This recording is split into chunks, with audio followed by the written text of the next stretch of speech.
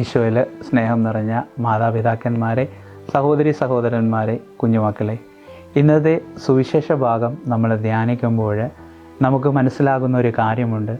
ഈശോ യുഗാന്ത്യം വരെ എൻ്റെയും നിങ്ങളോട് കൂടെ ഉണ്ടായിരിക്കുമെന്ന് വാഗ്ദാനം ചെയ്യുന്ന ഒരു ഭാഗമാണ് ഇന്ന് സഭ നമുക്ക് വിചിന്തനത്തിനായി നൽകിയിരിക്കുന്നത്.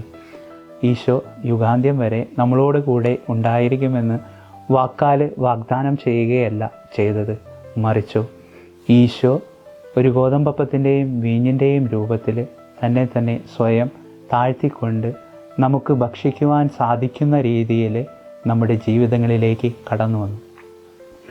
നമ്മുടെ ജീവിതത്തിൽ പ്രതിസന്ധികളും ബുദ്ധിമുട്ടുകളും കഷ്ടപ്പാടുകളും വേദനകളും ഉണ്ടാകുമ്പോൾ, നമ്മളെ മറ്റുള്ളവർ തള്ളിപ്പറയുമ്പോൾ, നമ്മളെ മറ്റുള്ളവർ ഒറ്റപ്പെടുത്തുമ്പോൾ നമ്മൾ മനസ്സിലാക്കേണ്ട ഒരു കാര്യമുണ്ട്.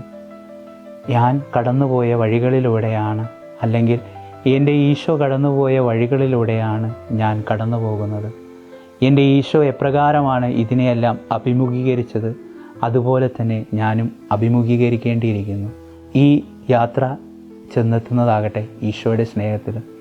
നമ്മുടെ ചുറ്റുമൊന്ന് തിരിഞ്ഞു നോക്കുമ്പോൾ, യുദ്ധത്തിൻ്റെ സാഹചര്യങ്ങളിലൂടെ നമ്മൾ കടന്നു പോകുമ്പോൾ, ഇനിയൊരു ലോക്ക്ഡൗൺ നമ്മുടെ ജീവിതത്തിലേക്ക് കടന്നു വരുമെന്ന് പല നേതാക്കന്മാരും നമ്മോട് പറയുമ്പോൾ, നമ്മൾ കോവിഡിൻ്റെ സമയത്ത് ലോക്ക്ഡൗണിൽ കടന്നു പോയപ്പോഴും നമുക്ക് ഉണ്ടായിരുന്ന ഒരു ചിന്ത എന്നത് ഇതെല്ലാം കടന്നു പോകും, നാളെ ഇതിനേക്കാൾ നല്ലൊരു ദിവസമുണ്ട് എൻ്റെ ജീവിതത്തിൽ എന്നുള്ള ഒരു ബോധ്യം, ആ ഒരു പ്രത്യാശ തന്നെയാണ് ഇന്നത്തെ സുവിശേഷ ഭാഗവും നമുക്ക് നൽകുന്നത്.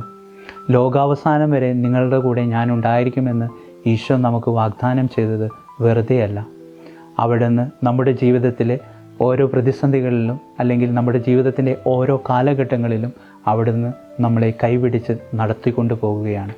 ഈ നടത്തുന്ന സ്നേഹമാണ് അവിടുന്ന് നമ്മോട് പറയുന്നത്, യുഗാന്ത്യം വരെ ഞാൻ നിങ്ങളോട് കൂടെ ഉണ്ടായിരിക്കുമെന്ന്. ദൈവം പല വ്യക്തികളുടെ രൂപത്തിലും പല വ്യക്തികളുടെ ഭാവത്തിലും നമ്മുടെ ജീവിതത്തിലേക്ക് കടന്നു വന്ന് നമ്മുടെ